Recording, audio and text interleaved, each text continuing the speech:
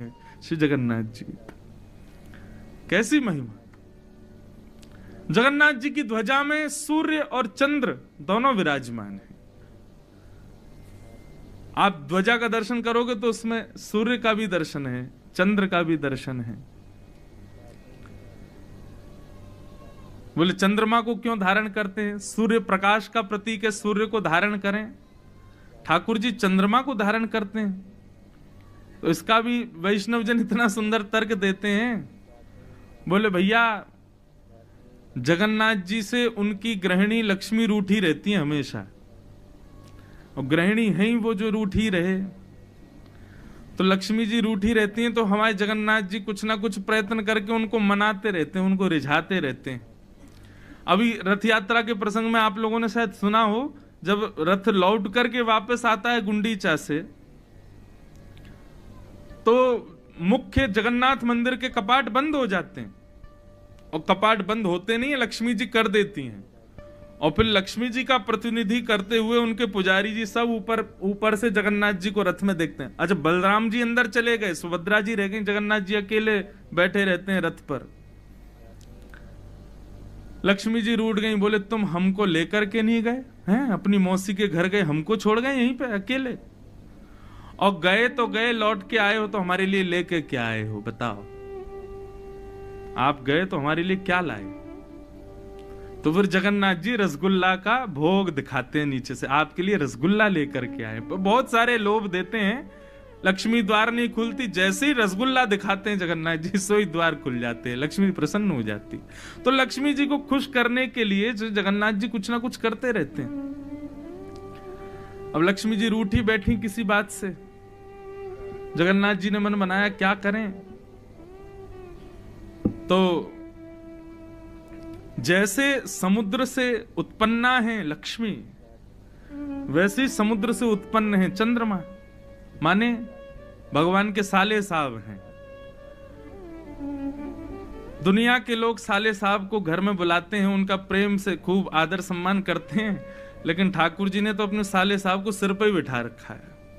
क्यों? ताकि लक्ष्मी नाराज नहीं होवे।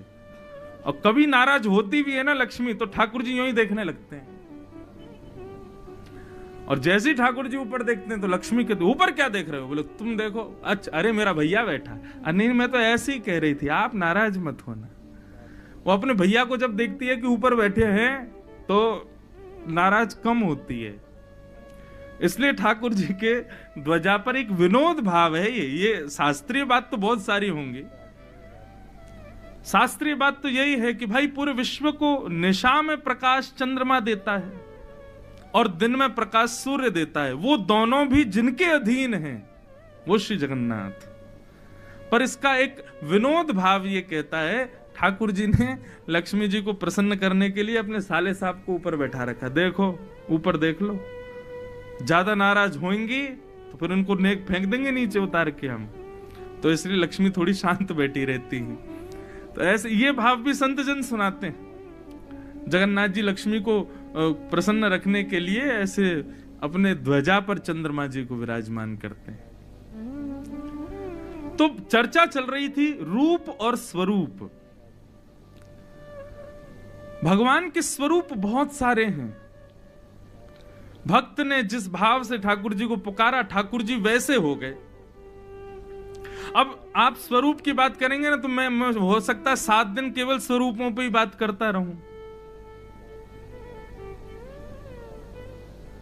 यहां पास में टोटा गोपीनाथ हैं, मैं कभी दर्शन करने नहीं गया हूं। अच्छा देखो, ये कितनी अच्छी बात, हमारे ग्रंथ और शास्त्रों का इतनी बड़ी कृपा है।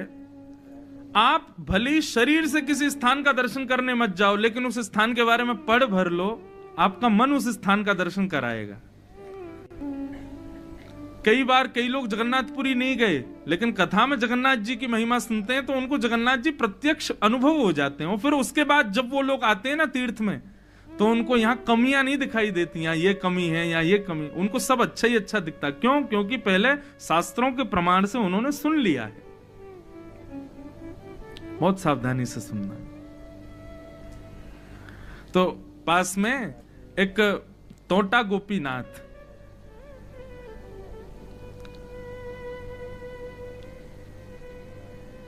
टोटा गोपीनाथ जी के प्रादुर्भाव की कथा तो बहुत लंबी है और बहुत सुंदर भी है। श्री चैतन्य महाप्रभु अपने एक शिष्य की कथा सुन रहे थे और शिष्य कथा में ध्रुव चरित्र सुना रहे थे।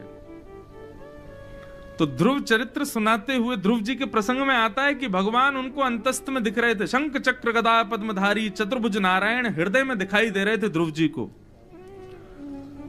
और दिखते दिखते जैसे ही वो प्रत्यक्ष सामने आए तो ध्रुव जी के हृदय से ठाकुर जी अंतर ध्यान हो गए। तो ध्रुव जी व्याकुल हो गए, हे नाथ आप कहां चले गए, हे मेरे नाथ आप मुझे छोड़ के कहां चले गए। व्यास जी इस विरह के भाव को प्रस्तुत कर रहे थे और यह विरह ऐसा हुआ कि चैतन्य महाप्रभु को कथा सुनते सुनते लगा कि ठाकुर जी उनसे दूर चले गए।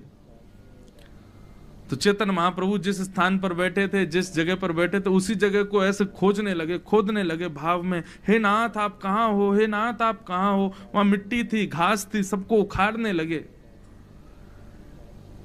जब विरह से आतुर होकर के उस स्थान को ऐसा कुरेदा तो अंदर से गोपीनाथ भगवान प्रकट हो गए और वही गोपीनाथ जी श्री महाप्रभु जी ने अपने शिष्य जो कथा कर रहे थे उनको प्रदान किए। बोले लो आज से इनकी सेवा करना, तुम्हारी कथा से प्रकट हुए।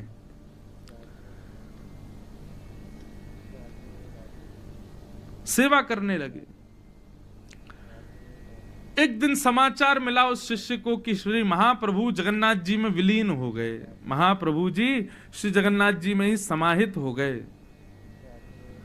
इतना टूट गया वो भक्त, मेरे गुरुदेव कहां चले गए, मेरे गुरुदेव कहां हैं। बहुत रोए।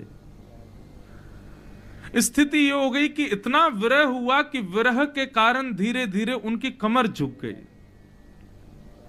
रोते रहते थे, वृद्धावस्था भी थी, लेकिन सेवा करने जाते थे ठाकुर जी की।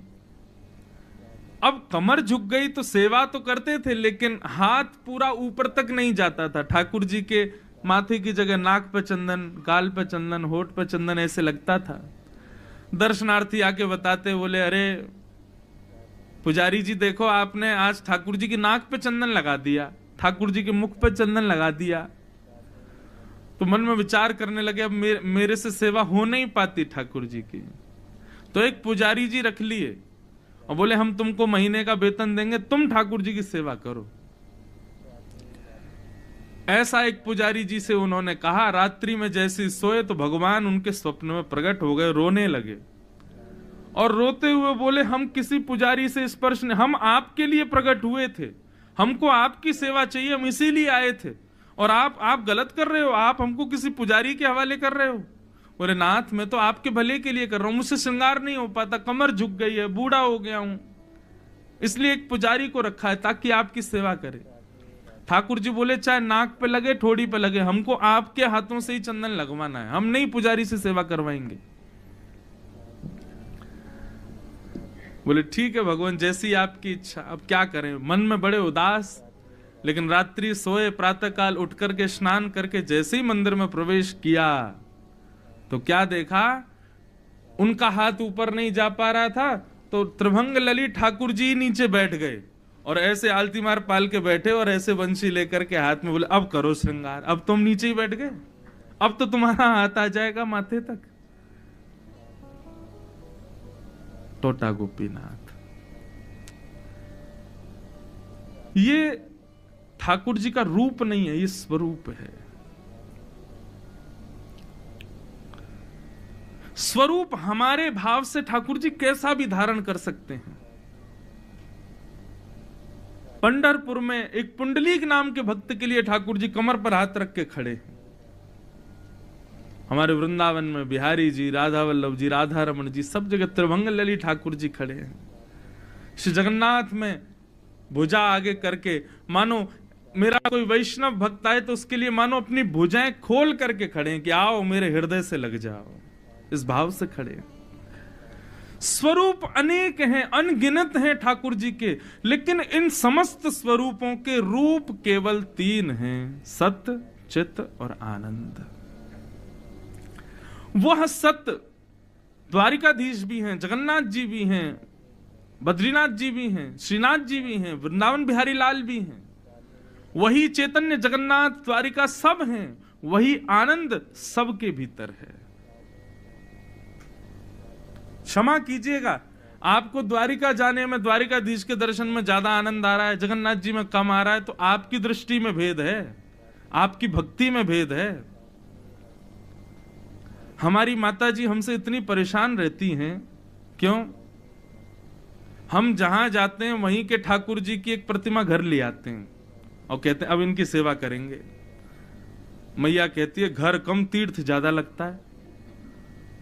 और एक समय तो ऐसा था कि हमारे मंदिर में सारे ठाकुर जी, जगन्नाथ जी बैठे हैं, द्वारिकाधीश भी बैठे हैं, श्री रंगनाथ भी बैठे हैं, और देखो हमारी भागवत जी के ऊपर साक्षात चतुर्भुज नारायण बैठे रहते हैं। अभी मैं तिरुपति गया तो वहां किसी ने तिरुपति बालाजी का एक दिया, तो ये भी विराजमान हो गए। तो मेरी तो सब में एक ही भाव रहता है। मुख पे राधा रमन जी रहते हैं, सेवा श्रीनाथ जी की होती है, बुद्धि में राधा वल्लभ जी घूमते हैं, जिह्वा पे सारे ठाकुर। सब जगह सम रहो। हमारी निष्ठा तो केवल जगन्नाथ जी में, बद्रीनाथ जाके हमारा मन नहीं लगता। तो भैया आपकी भक्ति में खोट है, आपकी भक्ति में सूक्ष्मता है, आपकी भक्ति में कोई दुर्बलता है, इसीलिए ऐसा कह रहे हो। जहां जाओ, जिस रूप का दर्शन करो, उसी रूप में ही आसक्त होकर के, निर्मुक्त होकर के और भाव विभोर होकर के झूमने लग जाओ, ऐसी स्थिति हो। है तो सब एक ही। बस वही बात है कि बच्चा रोज नए नए कपड़े पहने, पिता को सुख लगता है ना। एक ही कपड़ा रोज पहनेगा तो पिताजी भी तो कहेंगे अपनी पत्नी से कि भाई थोड़े कपड़े बदला करो, रोज रोज एक ही कपड़े पहनता है। ऐसे हमारे ठाकुर जी जो हैं, हमको सुख, भक्तों को सुख प्रदान करने के लिए हर तीर्थ, हर स्थान पर अलग अलग रूप में विराजमान है, अलग अलग भाव से बैठे हैं। तो स्वरूप बहुत सारे हैं, लेकिन प्रत्येक स्वरूप के रूप तीन ही हैं, सत्य, चैतन्य और आनंद। ठाकुर जी का पहला रूप है सत्य। भगवान का नाम है सत्यात्मक। सत्यव्रतम सत्य परम त्रिसत्यम सत्यस्य योनिम निहितम च सत्ये सत्यस्य सत्यमृत सत्य नेत्रम सत्यात्मकम त्वाम शरणम प्रपन्नाः। ठाकुर जी का नाम है सत्यात्मक। जय हो। श्री जगन्नाथ महाप्रभु की, श्री राधा वल्लभ लाल की जय। पूज्य महाराज जी कृपा करके पधारे। हमने भी महाराज जी को वचन दिया आज आएंगे शाम को राधा वल्लभ मठ।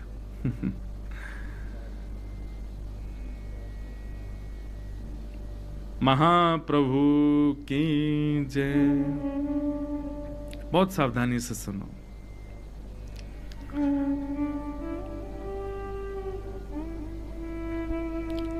सत्यात्मक। ठाकुर जी सत्य स्वरूप हैं। क्यों? क्योंकि उनके सन्मुख जाने पर सत्य आप छुपा नहीं पाओगे। जगन्नाथ भगवान के सन्मुख जाकर के आप अपने सत्य को छुपा नहीं सकते। आप सबसे छुपा लोगे, लेकिन ठाकुर जी से नहीं छुपा सकते।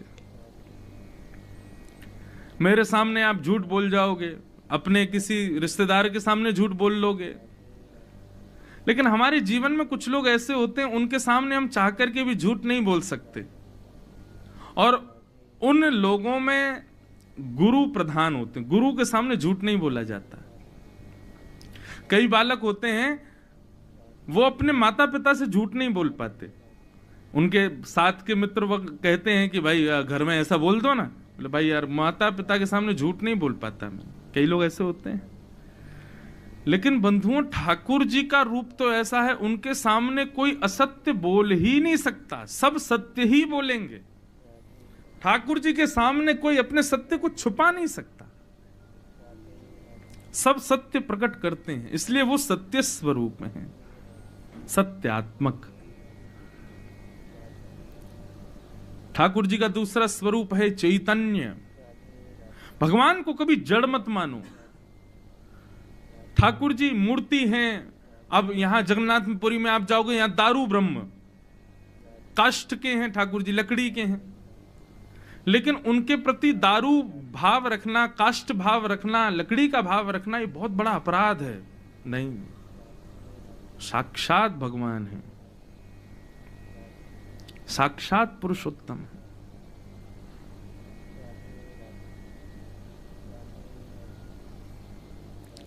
इसको पुरुषोत्तम क्षेत्र इसीलिए भी कहा जाता है क्योंकि यहां दारू के भीतर साक्षात जो जगत नियंता, जो जो जो जगदाधार हैं, जिनने पूरी सृष्टि बनाई है, वो निवास करते हैं उस दारू ब्रह्म में, साक्षात विराजमान है।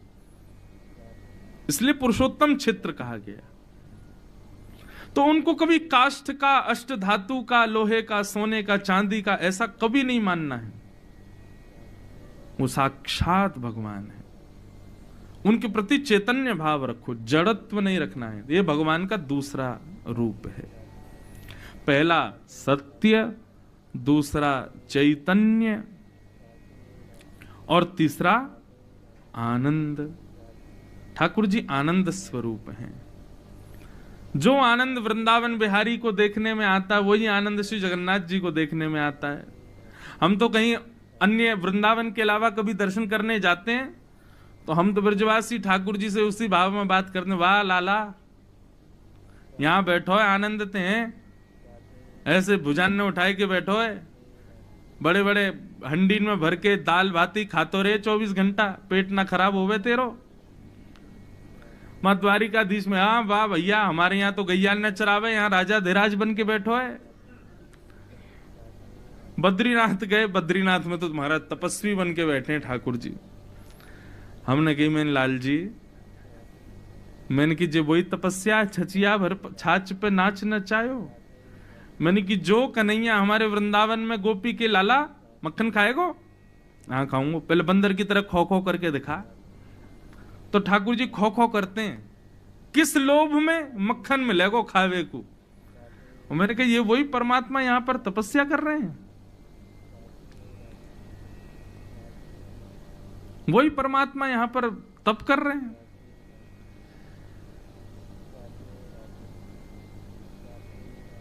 सत, चित और आनंद। आनंद सब जगह। हमारी कथा में हमने बीच में कई बार कुछ ऐसे भाव कहे, अब वो सुनकर के कई श्रोता जन जाकर के मंदिर में उस जय जयकार का प्रयोग करने लग गए। क्या कि मैंने की भैया ठाकुर जी के सामने लोग जाकर कहते हैं कृष्ण कन्हैया लाल की जय, श्री गोवर्धन नाथ की जय, जगन्नाथ की जय, बद्रीनाथ की जय। मैंने कि ये सब जय जयकार तो रोज ही सुने, पक जाते होंगे बेचारे, आदि है गए सुन सुन के। मैंने कि अब की बार जाके कहीं बोलो वृषभानु के जमाई की। ठाकुर जी अगर चुपचाप बैठे भी होंगे तो भी एक बार को आंख तो खोले ही लेंगे, भैया कौन आया हो ये, वृषभानु के जमाई की जय। द्वारिका में जाकर के, अब द्वारिका के सब पुजारी वहां पर खूब स्नेह करते हैं, तो मैं जब जाता हूं तो द्वारिकाधीश में सब लोग जय जयकार करते हैं। हम जब कहें वृषभानु के जमाई की जय, तो एक पुजारी जी आए, बोले चुप ऐसा मत बोलो। मैंने कहा क्यों नहीं बोले? बोले रुक्मणी आदि सब पटरानियां पीछे ही बैठी हैं, वो आपको तो कुछ नहीं कहेंगी, हमको छोड़ेंगी नहीं। बोले किसको ले आए हो? वृषभानु के जमाई। यहां तो कहो भीष्मक के जमाई की जय। मैंने कहा नहीं, हम तो वृषभानु के जमाई की जय बोलेंगे। तो ठाकुर जी आनंद स्वरूप हैं, चाहे कहीं विराजें, जगन्नाथपुरी में हो, द्वारिका में हो, बद्रीनाथ में हो, सब जगह आनंद प्रदान करते। हमने तो चारों धामों में कथा की है और चारों धामों में अपने साक्षात राधा रमण जी का ही अलग अलग श्रृंगारों में दर्शन किया है। ये भाव रहता ही नहीं है कि ये हमारे राधा रमण नहीं है, ये हमारे वृंदावन बिहारी नहीं है, ये कोई और है। ऐसी बात आती ही नहीं है मन में, और आपके भी नहीं आनी चाहिए। तभी वो आनंद आपको प्राप्त होगा। मीराबाई कहीं चली जाती, सब जगह उनको वही गिरधर नागर दिखते, वही गिरधर नागर का दर्शन उनको होता। श्रीमद वल्लभाचार्य जी महाराज कहां नहीं गए, पूरे विश्व में भ्रमण किया, हर जगह उनको ठाकुर जी का अनुभव होता था। समत्व जब दृष्टि में आता है, समत्व एक समान भाव जब आ जाता है, तो जित देखूं उदित श्याममयी है। मैं देखूं जिस ओर सखीरी, सामने मेरे सांवरिया, मैं तो नाचूंगी सांवरिया, मैं तो नाचूंगी सांवरिया। मैं देखूं, मीराबाई कह रही हैं, मैं देखूं जित और सखीरी, सामने मेरे सांवरिया। किसी श्याम वस्तु को भी मीराबाई देख लेती थी ना, तो श्याम वर्ण की वस्तु को देख के मीराबाई उससे बात करती हो, कहती तुम कितने भाग्यशाली हो, जड़ वस्तु से। अब ये स्पीकर है, माइक है, ये सब श्याम है, सब कारे कारे हैं। मीराबाई की दृष्टि कैसी, जहां भी श्याम वर्ण देखती तो उससे जड़ वस्तु से भी बात करती, तुम कितने भाग्यशाली हो। क्यों? तुम्हारा वर्ण जो है वो हमारे श्याम सुंदर जैसा है, हमारे कन्हैया जैसा है। मैं कितनी अभाग्नी हूं, मुझे किसी रूप में स्वीकार नहीं किया, लेकिन तुम कितने भाग्यशाली, अपने वर्ण के रूप में तुमको स्वीकार कर लिया। तुलसी से चर्चा करती, तुम कितनी भाग्यशाली, तुम्हारे बिना ना जल पी में, ना भोजन करें, कहीं कुछ नहीं करते, तुम कितनी भाग्यशाली हो। मैं कितनी अभाग्नी हूं, मुझे वृक्ष भी नहीं बनाया ठाकुर जी ने। पुष्पों को देखती तो मीराबाई उनकी प्रशंसा करती, तुम कितने भाग्यशाली हो, उनके चरणों में तो जाते हो। मैं कितनी अभाग्नी, मुझे उस रूप में भी स्वीकार नहीं किया।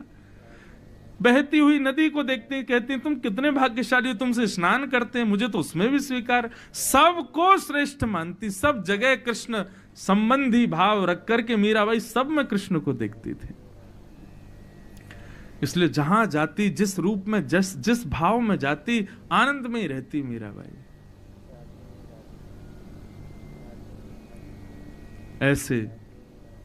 ऐसी दृष्टि हमारी हो, ऐसे भाव हमारे बने, हम जिसको देखें उसमें ये गुण देखें, ऐसे हमारे श्याम सुंदर करते होंगे, ऐसे जरूर हमारे लाला करते होंगे, ये भाव जरूर हमारे ठाकुर जी का होगा।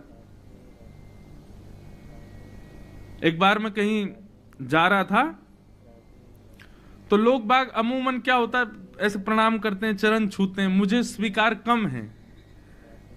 तो एक बार मैं कहीं गया तो वहां का एक वैष्णव आया, वो आया आकर के बोला महाराज जी मुझे पांव नहीं छूने, आपके हाथ छू लूं। मैंने कहा छुओ।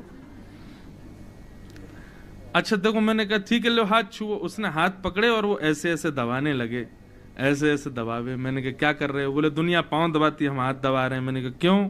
बोले आप इन हाथों से लाल जी को उठाते हो, आप इन हाथों से उनको माला पहनाते हो, आप इन हाथों से उनको भोग धराते हो, आप इन हाथों से उनकी आरती करते हो, उनको इत्र लगाते हो। ये हाथ कितने सौभाग्यशाली हैं आपके। और बार बार महाराज जी हाथ को लेवे, अपने गाल से लगावे, अपने हृदय से लगावे।